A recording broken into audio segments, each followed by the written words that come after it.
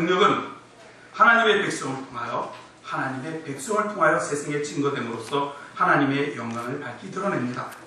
그래서 하나님의 백성은 아무것도 가진 것이 없고 힘이 없어도 믿음 안에서 세상이 감당할 수 없는 능력의 사람이 될 수 있는 것입니다. 본문에서 엘리사를 통해 역사하시는 하나님의 능력이 세상의 많은 군대를 무력화시킴을 증거하고 있습니다. 이러한 역사를 통하여 우리는 하나님의 크고 능하신 역사가 오늘도 우리와 함께 하신다는 믿음을 가지고 신앙의 담대함을 소유하여야 하겠습니다. 오늘 우리가 함께 읽은 본문 말씀은 그 배경이 아람과 전쟁입니다. 아람은 선지자 엘리사가 사역하던 그 시대에 계속해서 지속적으로 이스라엘을 괴롭혔던 그러한 나라입니다. 열왕기하 13장과 14장을 가보면 아람이 이스라엘을 학대했다는 구절이 여러 번 나옵니다. 아람이 이스라엘을 학대하게 된 것은 이스라엘보다 월등히 뛰어난 군사력을 갖고 있었기 때문이기도 하지만 그보다는 이스라엘이 하나님께 범죄하였기 때문입니다. 선지자 엘리사가 사역하던 기간은 이스라엘이 아람으로 말미암아 고통을 당하고 있었던 때였습니다. 그 기간 동안 선지자 엘리사는 이스라엘 안에서 하나님의 구원의 통로, 구원의 기관으로서의 사역을 감당합니다. 이스라엘뿐만이 아니라 이스라엘을 넘어서 적대적인 관계에 있는 나하만, 아람의 군대장관 나하만의 문둥병까지도 고치는 그러한 일을 합니다. 이스라엘 나라에 하나님의 사람 엘리사가 있다는 것은 결국 하나님께서 이스라엘을 돌보고 계신다는 뚜렷한 증거입니다. 엘리야를 통해서 기적을 베풀어 주심으로 하나님께서 여전히 그의 백성을 위해서 일하고 계신다는 사실을 이스라엘 백성들에게 보여주시는 것입니다. 이와 같은 사실을 오늘 본문 말씀을 뚜렷하게 알 수 있습니다. 오늘 본문 3절부터 23절까지의 말씀인데 세 단락으로 나누어집니다. 첫 번째는 아람의 나라에서 있었던 일, 그리고 엘리사와 엘리사의 사하는바의 이야기, 그리고 아람 군대가 쳐들어와서 아람이 패망하고 사마리아에서 그들에게 베풀었던 이스라엘의 사랑입니다. 아람에서 이스라엘을 공격하기 위해 작전 회의를 하기만 하면 이 소식이 이스라엘 왕에게 전달이 되는 것입니다. 아람이 어떤 작전만 짜기만 하면 이 소식이 이스라엘 나라에 전해지는 것입니다. 그래서 아람 왕은 우리나라에 간첩이 있나 보다, 스파이가 있나 보다, 이런 생각을 하고 두루 살펴봅니다. 하지만 확인한 결과 그곳에는 스파이는 없었습니다. 알고 보았더니 하나님의 사람이 이스라엘의 아람의 작전 회의를 알고 전달해 주었던 것입니다. 그가 바로 엘리사입니다. 그로 인해서 아람 군대는 도단성으로 군대를 보냅니다. 물리적인 힘과 군대를 가져서 도단성을 점령하기 위해 엘리사를 죽이기 위해 그들은 달려옵니다. 좀 전에 말씀드린 대로 오늘 본문 말씀은 세 개의 단락으로 이루어졌습니다. 처음 단락은 아람 나라 안에서 벌어지고 있는 일이 기록되어 있고, 두 번째 단락은 도단성에서 일어난 일, 엘리사와 엘리사의 사내에 벌어진 일들을 기록하고 있습니다. 세 번째 단락은 사마리아 성 안에서 아람이 이스라엘의 포로가 된 다음에 이러한 일을 기록하고 있는 것입니다. 첫 번째 단락에서 흥미롭게 관찰되는 것은 우선 엘리사의 이름이 처음에 알려지지 않았다는 사실입니다. 처음에 엘리사의 이름은 하나님의 사람이라고만 되어 있습니다. 사건이 진행되는 과정에서 엘리사의 이름이 나오기 시작하고 합니다. 두 번째 흥미로운 관찰은 작전 계획이 이스라엘에게 알려졌을 때 아람이 보인 반응입니다. 아람 왕은 엘리사를 잡으라고 말과 병거와 많은 군사를 도단성으로 보냈습니다. 아람은 물리적인 힘을 사용해서 그 문제를 해결하라고 했던 것입니다. 그러나 반대로 이스라엘은 엘리사의 입에서 나오는 하나님의 말씀으로 문제를 해결하고 있습니다. 엘리사가 하나님의 구원의 통로와 기관으로 이스라엘 안에 존재하고 있다면 엘리사의 사명이란 결국 하나님의 구원의 통로로 존재하며 살아가는 것입니다. 이스라엘 안에서 하나님의 은혜와 부흥과 위로가 필요한 사람들에게 하나님의 구원의 은총을 나타내야 합니다. 자신이 갖고 있는 물리적인 힘으로가 아니라 하나님의 입에서 나오는 말씀으로 그 사역을 감당해야만 하는 것입니다. 아론 왕이 엘리사를 찾기 위해서 말과 병거와 많은 군사를 보냈던 것처럼 세상은 모든 것을 자신이 갖고 있는 힘으로 물리력으로 해결하려고 합니다. 물리적인 힘으로 안 되는 것이 없다고 생각하는 정신을 갖고 있습니다. 그러나 엘리사는 하나님의 말씀으로 하나님의 구원을 이스라엘에게 나타냈습니다. 이 원리는 오늘날 하나님의 사람들과 하나님의 교회에도 그대로 적용되는 원리입니다. 하나님의 사람은, 하나님의 교회는 아람이 보여준 정신으로 움직일 수 없습니다. 우리가 무엇인가 갖고 있기 때문에 우리가 우리 것을 갖고 우리가 계획하는 일을 이룰 수 있다고 생각하는 것은 세상적인 사고방식입니다. 물론 어떤 일을 할 때 물리적인 자원도 필요하고 힘도 필요합니다. 일의 규모에 따라서는 많은 돈도 필요합니다. 하지만 인간이 가지고 있는 물리적인 힘과 자원을 동원해서 하나님 나라의 일을 한다고 했을 때 단지 그것을 통해서 하나님께서 원하시는 열매를 맺을 수 있는가? 우리는 생각해 보아야 합니다.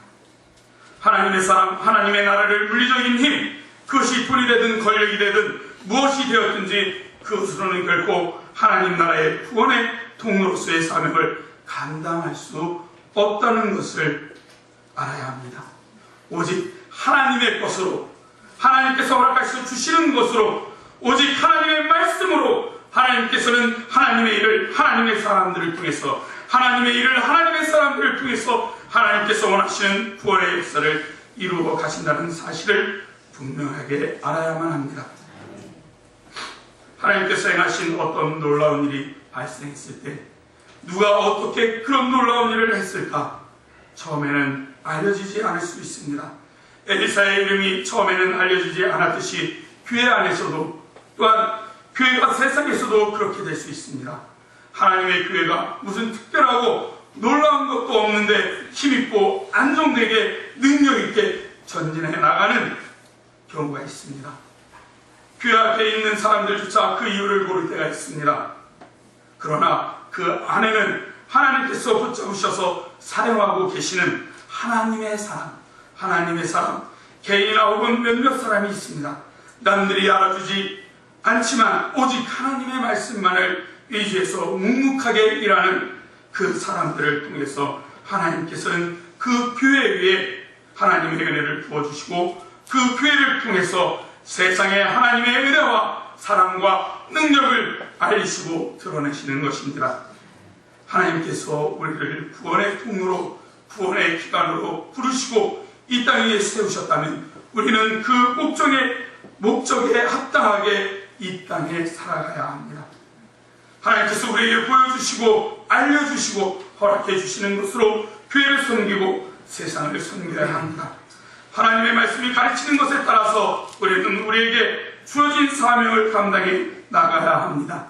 이것이 하나님의 교회가 갖고 있는 능력이요 힘입니다. 이것을 포기하기 시작하면 하나님의 사람이든 하나님의 교회든 특성이 상실되고 특성이 상실될 뿐 아니라 존재 목적 자체가 없어지는 것입니다. 오늘 본문 말씀을 통해서 알 수 있는 두 번째 사실은 엘리사가 하나님의 구원의 통로로서 그 역할을 능력 있게 감당할 수 있었던 것은 바로 엘리사가 하나님의 사람으로 하나님과 신령한 교제를 나누는 데서 나왔다는 것입니다. 하나님과 나누는 신령한 교제가 무엇입니까? 그것은 다름 아니라 하나님께 드리는 우리의 기도입니다. 오늘 본문 말씀을 보더라도 하나님께 드리는 기도는 엘리사의 사역의 중요한 요소로 등장하고 있습니다. 여러분, 오늘 본문 말씀 17절, 18절, 20절을 보십시오.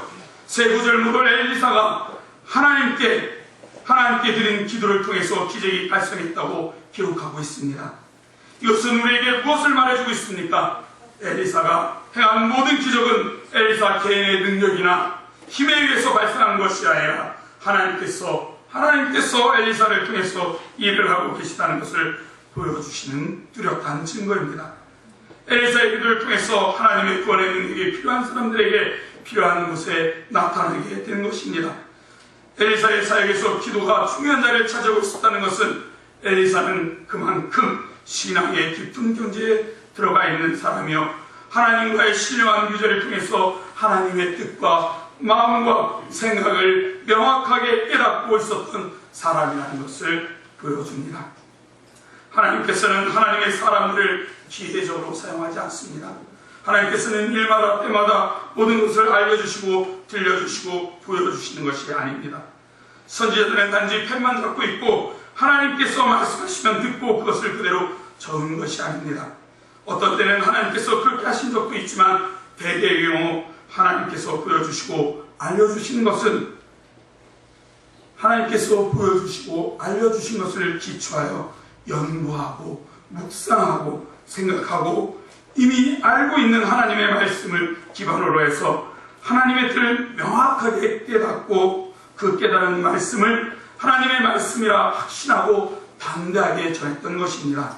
이 사실을 사도 베드로는 베드로전서 1장 10절에서 명백하게 증언합니다. 이 구원에 대하여 너에게 임할 은혜를 예언하던 선지자들이 연구하고 부지런히 살펴서 자기 속에서 계신 그리스도의 영이 그 받은 고난과 후에 얻으실 영광을 미리 증거하여 어느 시 어느 때를 지시하는지 상고하니라 라고 말씀합니다. 여기서 상고의 뜻은, 상고라는 뜻은 알아보고 연구하고 조사하고 깊이 묵상한다는 뜻을 갖고 있습니다. 선지자들은 비록 신앙의 성경적 저자들인 사도들도 마찬가지들입니다.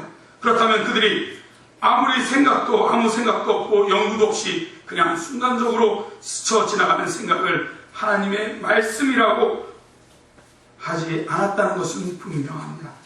자신들이 전에 있는 상황에 말씀에 비추어 깊이 있게 분별하고 어떻게 하면 그 상황 속에서 하나님의 뜻을 드러내고 이루어갈 것인가, 어떻게 하는 것이 하나님께서 기뻐하는 일이겠는가를 생각하고 알아보고 연구했습니다. 하나님의 사람들의 경우도 마찬가지입니다.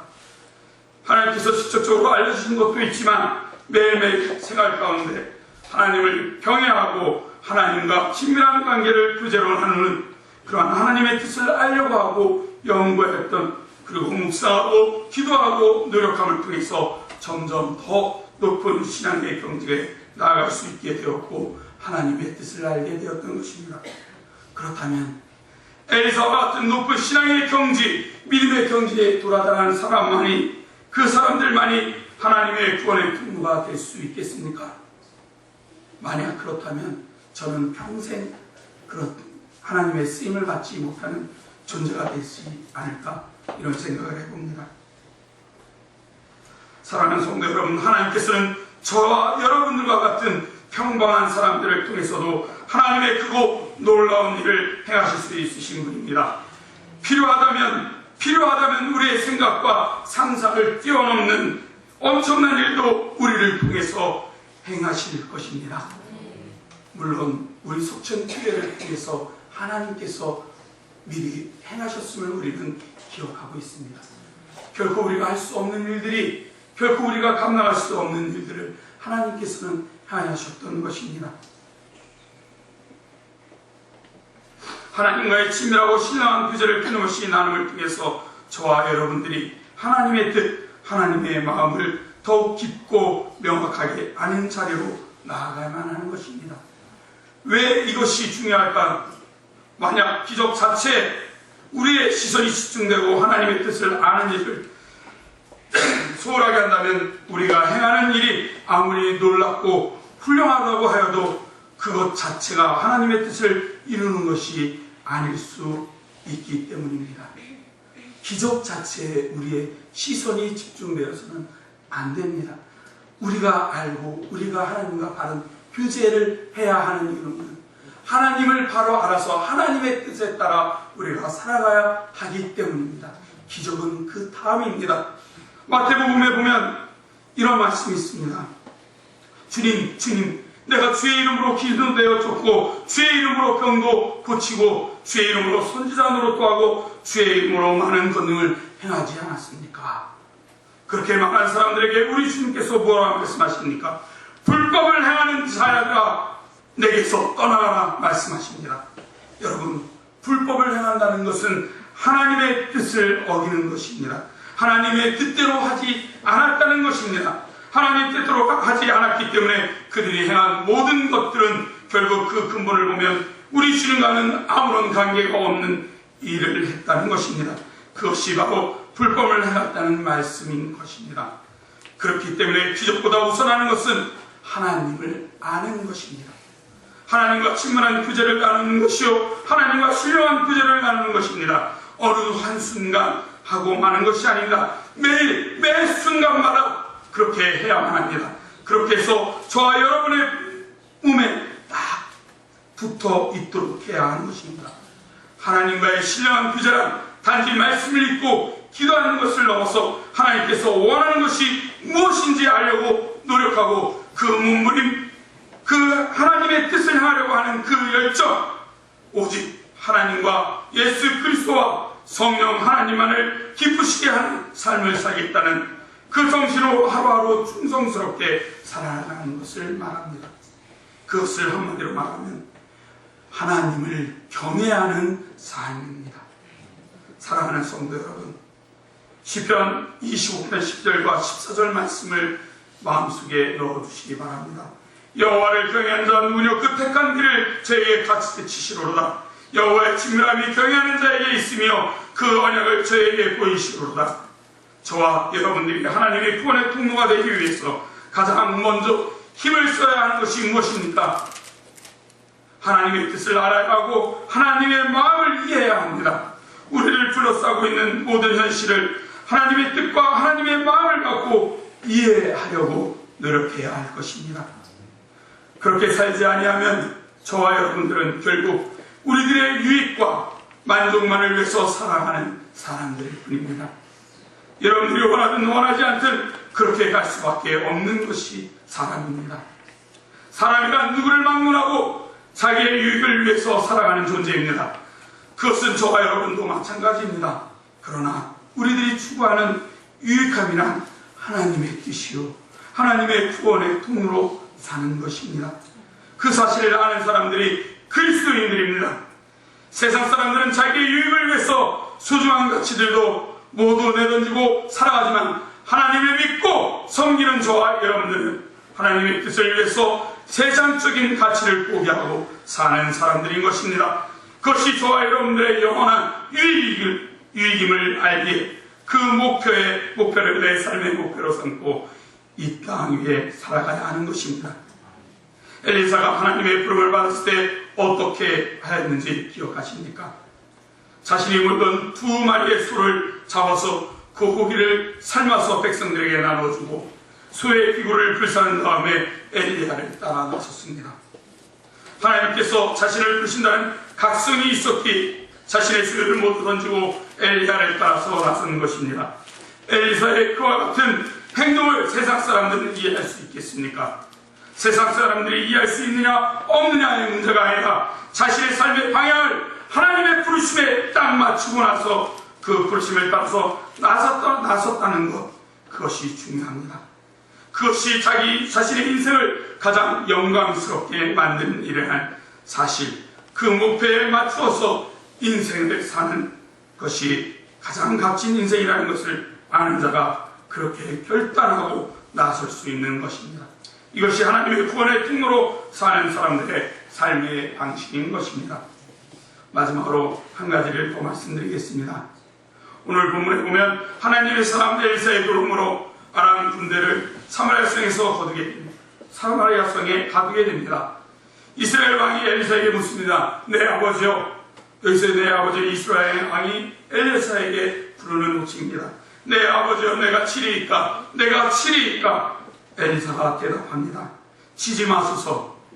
칼과 활로 사로잡은 자인들 어찌 치리이까?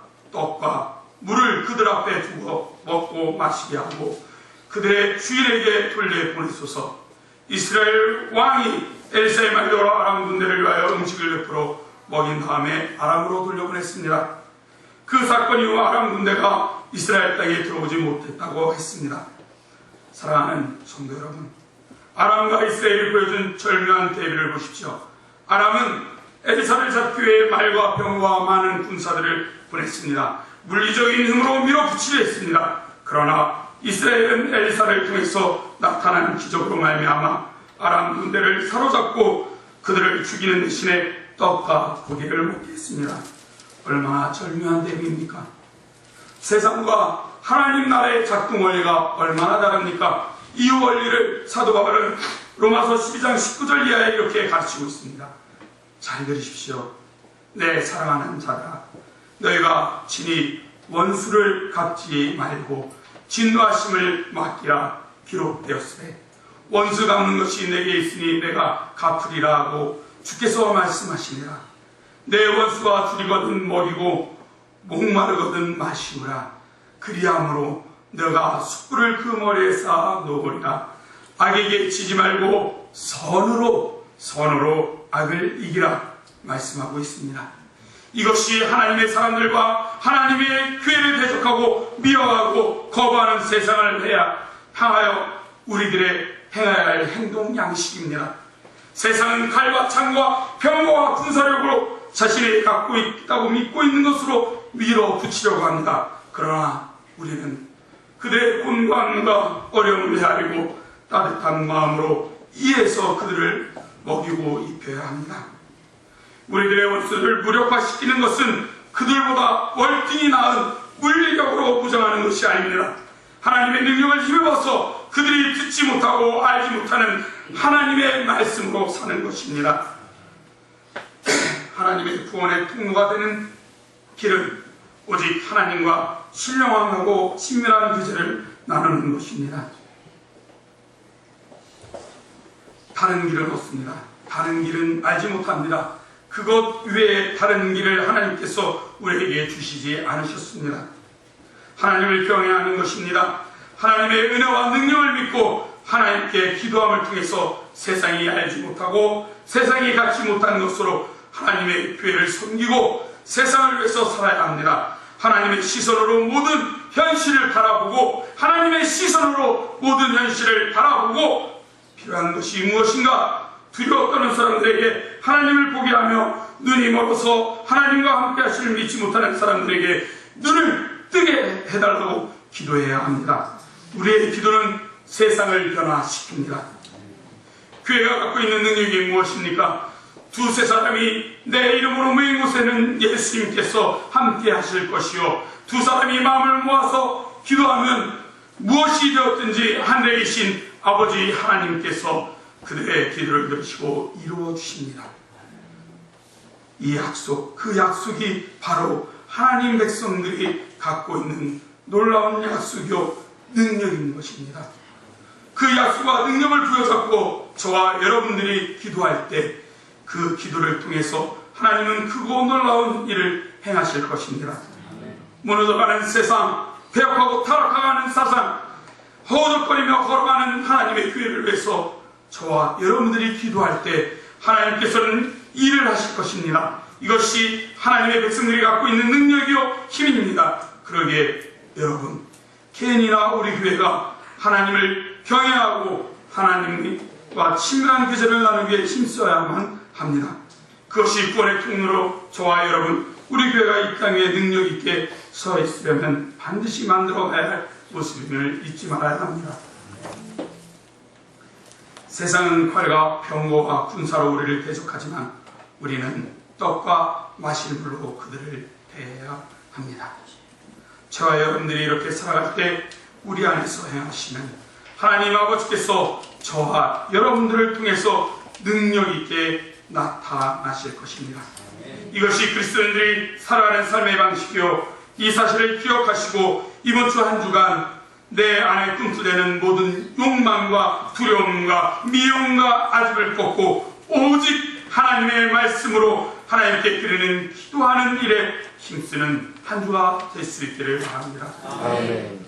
우리를 욕하고 미워하고 대적하는 모든 사람들에게 떡과 마실 물을 먹이는 사랑의 실천으로 하나님의 구원의 통로, 구원의 기쁨, 구원의 기관으로서의 사명을 충실하게 감당하는 저와 여러분들이 될 수 있기를 바랍니다.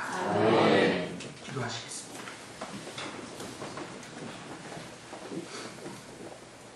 엘리사를 통하여 역사해 주신 하나님 감사합니다. 저희들이 오늘 말씀을 통해 하나님의